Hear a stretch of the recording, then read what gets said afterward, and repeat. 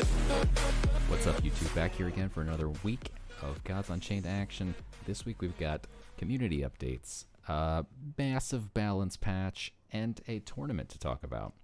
So let's start off here in the Discord rewards. They kicked off. You can now earn Star Seed just from doing nice things in the Discord, so make sure you join the official Gods Unchained Discord. They gave out some stars to people for posting some content, helping other players out, etc. Also, they gave out some trinkets to some people, and I was one of those people, so I just wanted to quickly say thank you for that. It means quite a lot to me. They did it for Triggerhaven and myself for helping to run some tournaments. So speaking of tournaments, make sure you enter the Madness of the Gods 3 tournament. We are hosting it on communitygaming.io. I'll drop a link in the chat below. This tournament is approximately 1 ETH prize target here. I think it's $1,000 prize pool. There's going to be 128 spots, already 51 spots filled up. About 2 weeks, 3 weeks left to register before it starts, so make sure you hurry up and register now. It will start, registration ends on February 12th at 4 a.m. PST. There's going to be qualifiers, and then that's going to be based on how you do during the weekend ranked that weekend, and then the top 128 registered participants will be seeded into a single elimination bracket where the first round will take place February 17th. Here's the tentative timeline with the finals being live on March 5th. So make sure if you sign up, you're able to play in these finals and win lots of ETH. Here is the payouts. Make sure you sign up if you have any questions. Make sure you ask myself or Triggerhaven.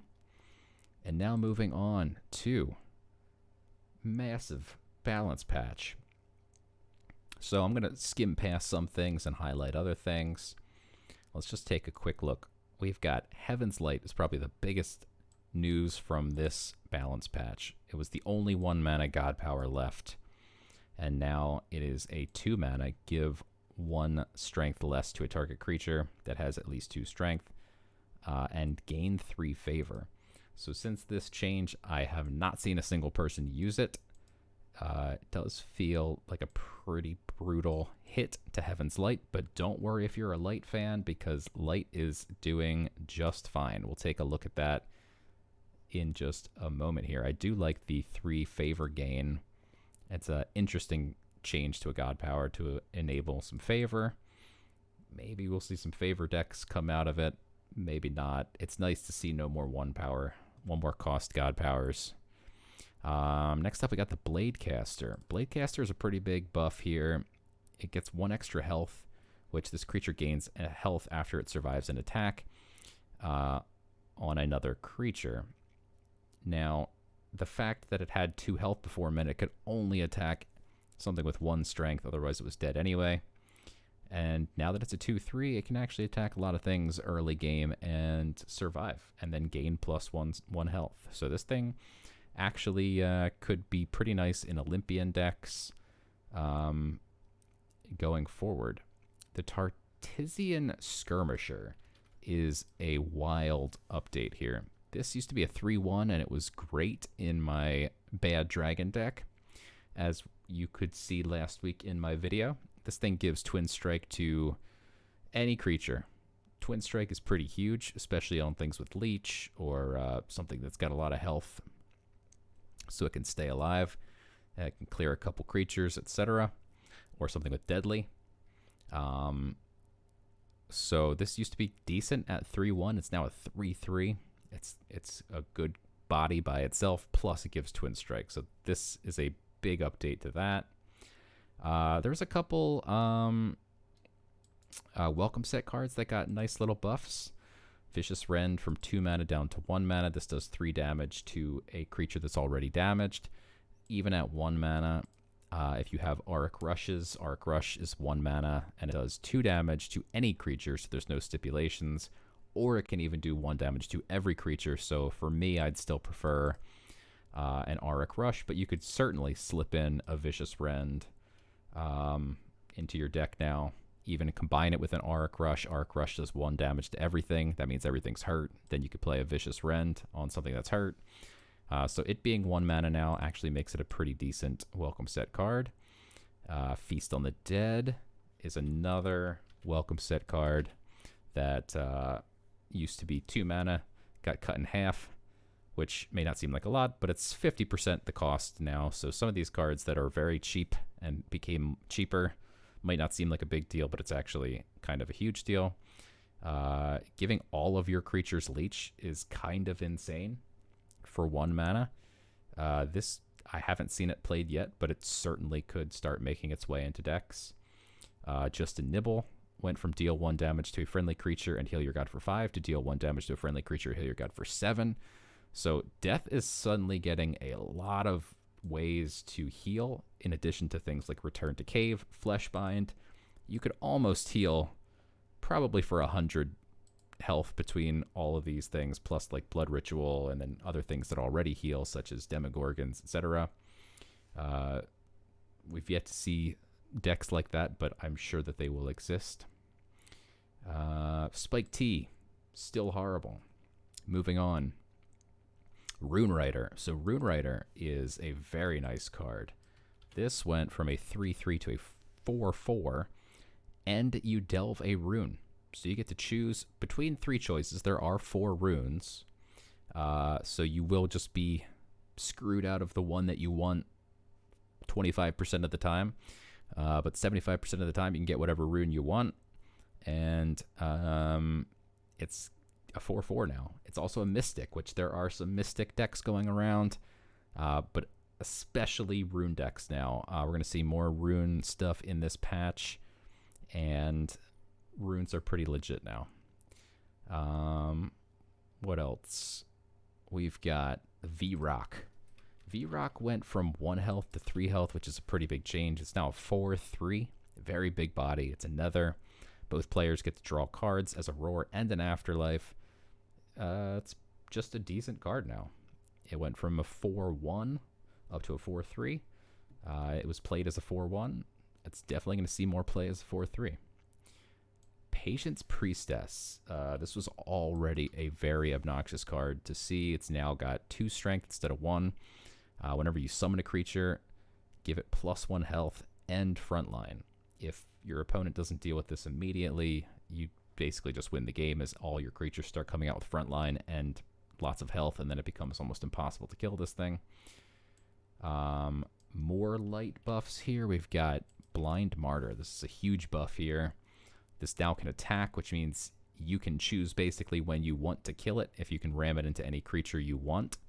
Before, it had no attack, so it couldn't attack, so it only died when your opponent wanted it to die, meaning they could sometimes kill everything else before killing this, and then it would give no health buff to anything.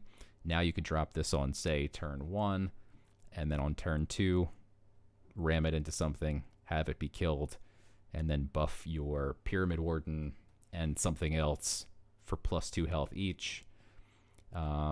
So after turn 2, you have a 2/8 Pyramid Warden and a 2/5 Hog, a Wild Hog.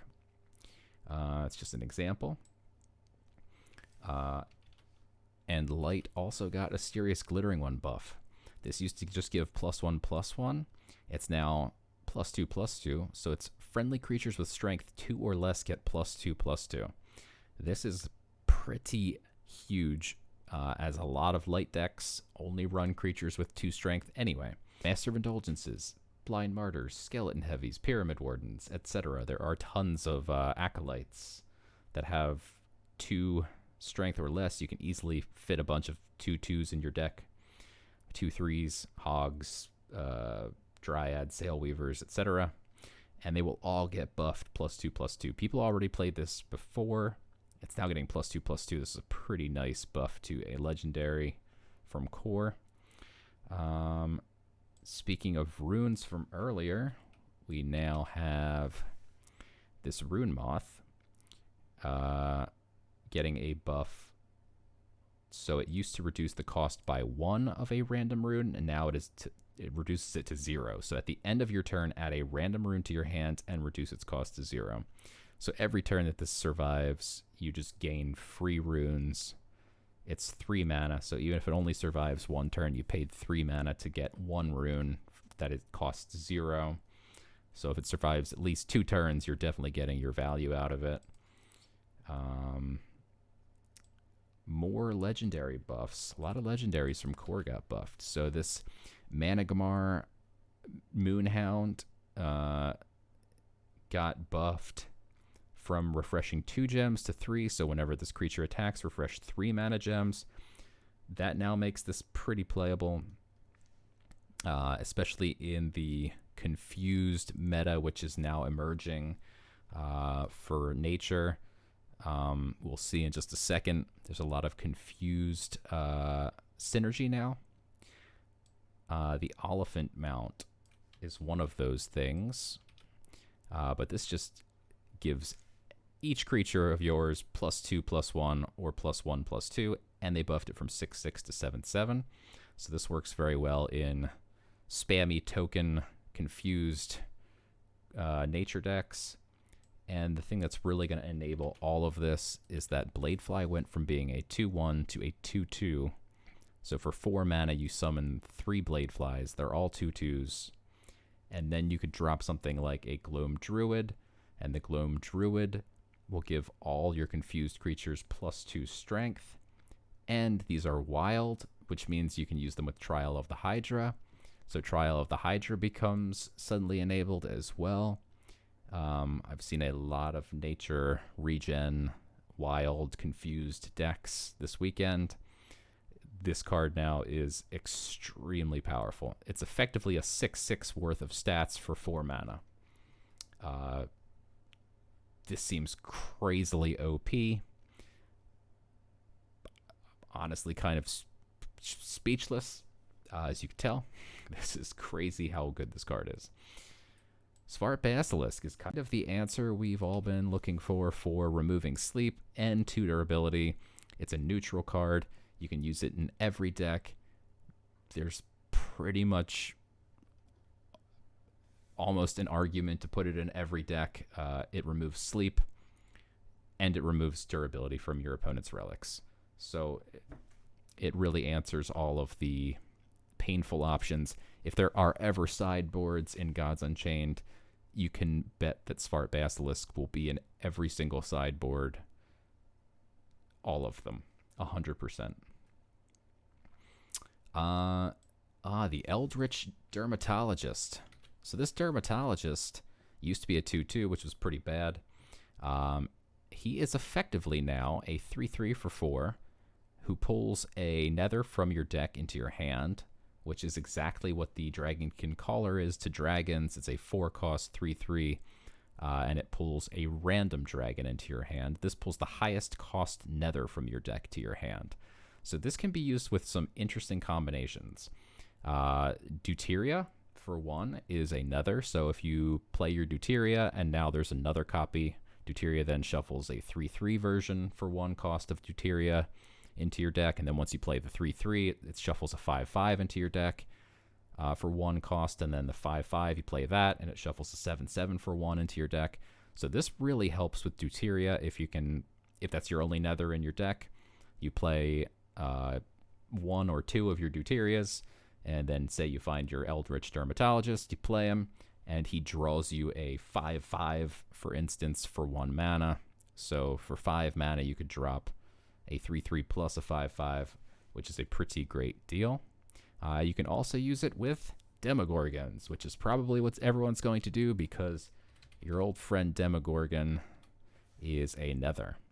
So anybody who's looking for ways to get more Demogorgons into your hand quicker, you now have an answer. Howling Berserker. This card is now potentially playable. It is a 9 mana. It used to be a 1/1, and they added Leech. So this, when you play it, it on Roar summons a copy, and at the end of every turn, it summons a copy. So you play it for 9 mana, it summons a second version, and at the end of your turn, each of these versions summons another version. So that's 4 2/2s with Leech. that are going to permanently spam each other every single turn. And if you can buff this with War with IT or whatever the case may be, it keeps those buffs as it then summons copies, and it has Leech. So it can definitely help win games now. It's a much more interesting card. It's still a 9 mana. Might not see that much play, but it's definitely an interesting option now.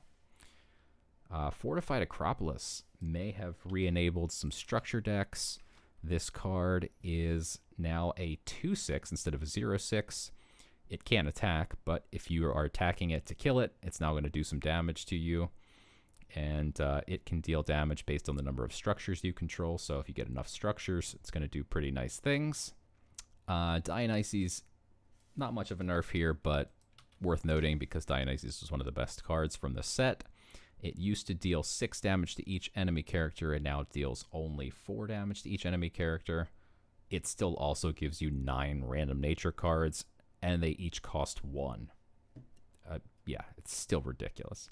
Student of Society got a nerf. This card is borderline not playable now. It used to have 3 health. It's now only got 2 health. It might still be good in certain decks, like Deception decks, maybe with Mugging. Mugging spits out 3 creatures all at once for 2 mana, which gains you 9 favor if you have this on the board. It gains you 18 favor for 2 mana if you have 2 of these on the board. Outside of that, I think this card will stop being run. Isadora is a legendary, so we'll take a look at this, but not much of a change. It's now only 1 strength instead of 2. This might help with things like Onyx Nightblade can kill it immediately. Outside of that, not a huge change. Helia, another massive legendary, one of the best from the set. No longer provides ward to itself. It still gives ward to everything else, but no longer gives ward to herself. It's kind of a big change. Sometimes you play it on an empty board if you need to. It's so you can draw a card and it has ward. It no longer has ward, so it's not as good on an empty board, which is kind of a problem. It's still a good card, though. And let's take a last look at this Chalice Priest. It is from Light, and Light definitely got buffed. So we'll take a look at that. Backline ability, set a creature's strength to 2. As we know, Asterius can do some things with people's strengths if they're 2 or less. And also this card can be used against your opponent. If they have something with tons of strength, you can just set it to 2. This is now an interesting card as a 1/4 for 2 mana with a great ability. And it's got backline. Light definitely saw some play this weekend. Let's see, I'm sitting in 5th right now. But let's see who came in first. Not shockingly, the guy in first place played Light. He's running these Blind Martyrs, not shockingly. They are very good now. Light is still very good. Despite the Isadora and Helia nerfs, still playing both of those. Yeah, Light is still extremely powerful. So, Light seems to have gotten quite the buff. Nature seems to have gotten a buff. Rune Magic got a buff. And all in all, I think it was a very nice balance patch. There's a few things that remain to be seen, like the Blade Flies really making a huge impact. But other than that, that is your balance patch for this week. And once again, just make sure you go sign up communitygaming.io. Enter this tournament, free to enter, $1,000 prize pool at a minimum, plus some community prizes. And until next week, I'll see you guys next time.